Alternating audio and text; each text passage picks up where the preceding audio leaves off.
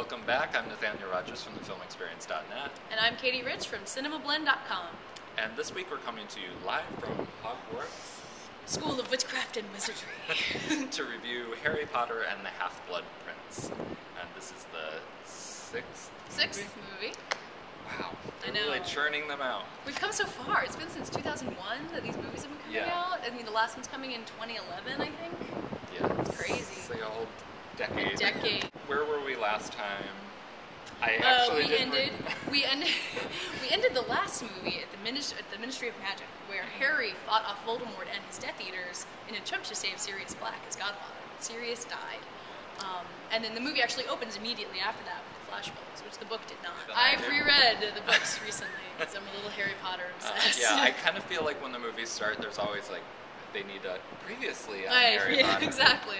So in this particular installment, we are dealing with the main new character is Professor Slughorn, and he has a memory that Dumbledore wants Harry Potter to get. That's the main beginning of the plot, because Dumbledore is searching for Voldemort's Horcruxes. And the Horcrux is an object in which he's hidden pieces of his soul. And in order to figure out where those Horcruxes are, they have to investigate all these memories from Voldemort's life. And Dumbledore has some of them, and then Slughorn has a key one.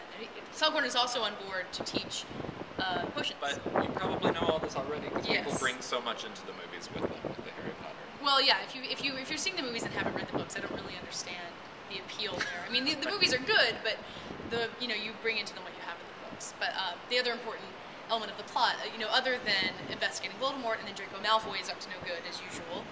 But this time more no good. He's from Slytherin. Yes. Those are the bad people. Those are the bad people. He's up to more no good than than he usually is. But the other main driving force of the plot is romance. Because Harry and his friends are now 16, and they're all falling in love all over the place. Hermione has developed feelings for Ron, but Ron has gotten swept up in a relationship with this girl, Lavender Brown. Who is very funny. So funny. She's hilarious in the book, and the girl who plays her, Jessie Cave is her name, is fantastic. So Hermione wants Ron, but Ron's with Lavender, and he's kind of overwhelmed by her, as teenage boys tend to be by teenage girls.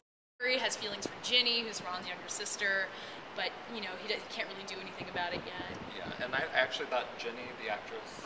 Bonnie Wright. What we're getting at here is that it's funny. It's funnier than most of the movies have been thus far. I think Rupert Grint has grown up to be a pretty good comedian. There's a scene where he's hit by a love potion that I think he does pretty well. And as we were saying, Lavender Brown and Cormac McLagan are also very funny. As is Jim Broadbent as Slughorn. Yeah, he's always great. Jim Broadbent is so reliable as a supporting player in the movies. You'll remember him from Moulin Rouge and Iris, which he won the Oscar for. Did he? Yes. Oh. And he's terrific as Slughorn. He's a great addition to the cast. But it's interesting that you bring up the lightness. I know. Because I've been reading a lot online about this movie being the darkest one yet. And I think where that perception's coming from is that you're constantly hearing from the characters that, oh, things are terrible, and these people have disappeared, and everything's so scary. But other than the cinematography, which is dark, and the ending is very dark. I mean, if you've read the books, you know the big event that happens at the end. That's very dark. Yeah, but I mean, otherwise, I didn't think it was so dark. It's shot beautifully. I thought the art direction by Stuart Craig, who's been nominated a few times for the Harry Potter series, was quite good. I love the early scene in the Weasley household. Oh, with the stairs. Yeah, with the stairs. It was just so funny. I don't know if they've used the shot before. I don't think they have. But the art direction of that scene and the house and the field were really, really fun. It's great to see them still having imagination with the world, because there's so much of the world that J.K. Rowling created that we haven't really seen on camera. And every time they make a movie, Hogwarts looks different. Like, I remember Alfonso Cuarón added in all these bridges and lakes and mountains that have never been in the movies since then. So it's great to be able to see them play around with this familiar place that everyone has their own version of in their heads. And one of the things about the look that I really enjoyed is the look of the pensive. That's how Dumbledore's looking into Voldemort's past. You actually stick your head in this bowl and go into memories. And that's been in earlier movies. Did it look like that, though? I'm not sure. Yeah, I know it was in earlier movies, but the way that the memories kind of turn into this black smoke, and they have this very blue, I mean, the whole movie's very blue, but the memories especially are like that. I just thought it was a really inventive way to deal with it and make you really feel that sense of, like, hazy memories gone by. Yeah.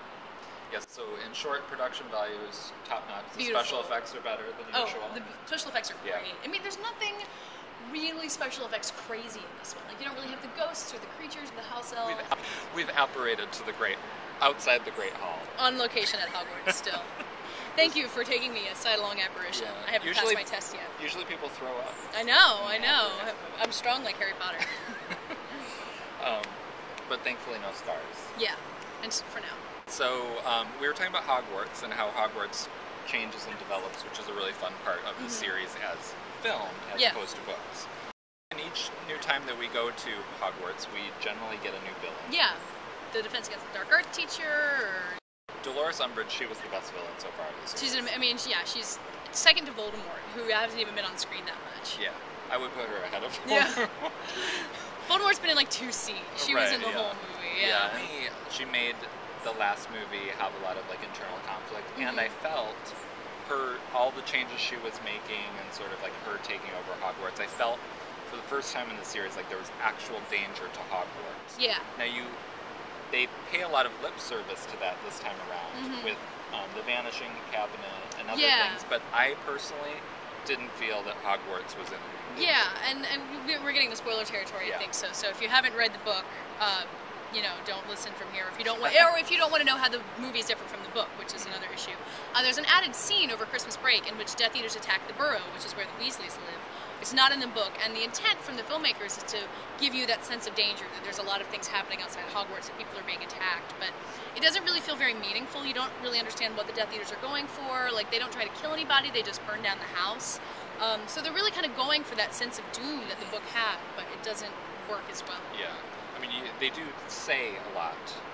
Things are very dangerous, but that's the only time that you see it, really. Yeah, and the one villain who emerges from that is Draco Malfoy, who's been kind of the snot-nosed little nemesis in the previous movies and books, but now is actually the bad guy. And Tom Felton, who's been playing Malfoy since he was 10 years old, has really grown into a good actor. I really enjoyed him in this, and he does a very good job of that internal conflict over how he's going to accomplish what he set out to do. But he's not a villain, he's not a baddie.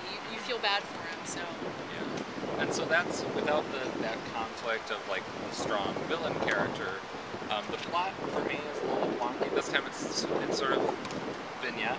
Yeah, you kind of, I mean, like the we said... Horcruxes make it that way, because they have to like... They're finding the individual memory. Right.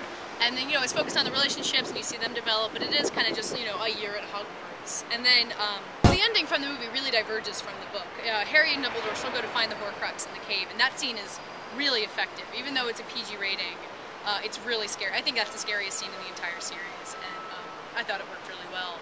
And then in the book, there's a battle happening at Hogwarts because Draco Malfoy has let all these Death Eaters into the school, and they attack people, and Bill Weasley gets bitten by a werewolf, and all these things.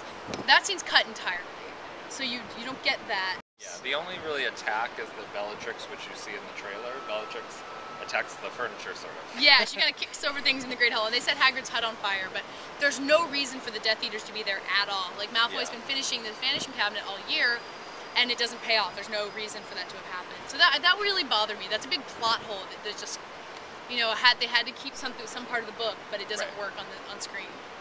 Yeah, or they needed to get... It's kind of a long film. Yeah, it's 2.5 hours. And yet, that final battle, which they needed to be more developed so that it wouldn't be a plot hole, is really, really short. Yeah, exactly. It would have been so easy to just kind of show, but, the plot isn't that strong. But there's a lot of good things about it, but the fact that it's so funny makes it a really enjoyable sit. You don't feel like you're slogging through the same book that you've already read. Right. So, yeah. It's going to make a ton of money. Yeah. As I've been saying, I've never loved a Harry Potter movie. I love the books so much, and the movies have just never had for me what the books do.